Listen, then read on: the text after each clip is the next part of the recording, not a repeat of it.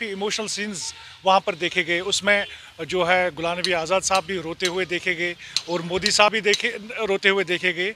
मुझे समझ नहीं आ रहा है ये पॉलिटिक्स है कि मोकरी है, क्योंकि कल के दुश्मन जो है आज कैसे दोस्त हो गए। एक को दूसरा जो है सल्यूट करता हुआ नज़र आ रहा था और दूसरा तीसरे को सल्यूट करता हुआ नज़र आ रहा था।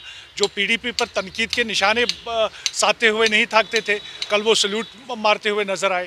तो कहीं ना कहीं जो है सियासत जो अभी देखी जा रही है, इसमें भी दुगलापन नज़र आ रहा है।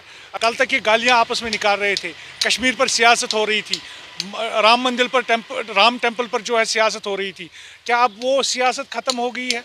अब कोई बिकने वाली चीज़ नहीं है। अब जो सियासत बची हुई है वो इमोशनल सियासत बची हुई है। अब जो है यहाँ पर लोग जो है पढ़े लिखे हैं, सब कुछ लोगों को समझ आ रहा है। पहली बात जो है गुलाम नबी आज़ाद की जो तकरीर थी वो सबसे ज़्यादा एक मुझे लगता है बहस का मौजू बनना चाहिए। वो इसलिए क्योंकि वो तकरीर कम और एक तरह से अर्ज़ी जो मुलाजमत के लिए दोबारा एक अर्ज़ी की कोशिश थी, और जिस तरह से उन्होंने जो एक क्लीन चिट दिया था जितनी भी चीज़ें हो रही हैं माइनॉरिटीज़ के साथ, जितनी भी अक़लियत के साथ जो पिछले 7 बरसों में जो चीज़ें हुई हैं, चाहे वो अखलाक हो, जुनैद हो, या इसी तरह जो हो रहा है पूरा सीए के हवाले से भी जो एक ख़ास तबके के साथ जो मसाइल हैं, या Sachar committee justice retired Sachar committee की जो रिपोर्ट है, इस तरह से लग रहा है कि शायद गूगल पे या यूट्यूब पे जिसका जिक्र आज़ाद साहब ने किया, वो चीज़ें सच्चर कमेटी रिपोर्ट उनको यूट्यूब पे नहीं मिली है शायद, या गूगल पे दस्तयाब नहीं है। उस वजह से उन्होंने एक क्लीन चिट दिया,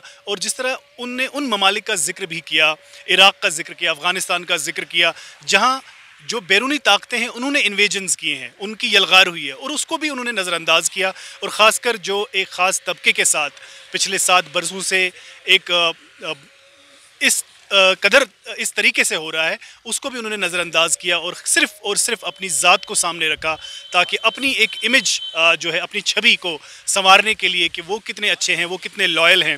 तो नाम आज़ाद रखने से मुझे नहीं लगता कि बहुत ज़्यादा फ़र्क पड़ता है, जब तक आपकी सोच आज़ाद नहीं हो। और अगर आप सोच में ग़ुलाम हैं, तो आपकी सोच पे ताज़ीरें हैं, तो तकरीर का जो लुब-ए-लुबाब है वो यही होता है। इसीलिए उस तकरीर का जो मतन है उसमें कंटेंट की कमी होती है, वो क्योंकि कहते हैं ना कंटेंट इज़ द किंग, उसमें कंटेंट की कमी थी। बिल्कुल अपने आप को एक वो अपना सीवी दे रहे थे, अपना एक प्रोफाइल बना रहे थे, और जो हो रहा है 7 बरसों से उस पर एक तरह से नकाब पोशी, उस पर चश्म पोशी के मुतरादिफ थी उनकी तकरीर।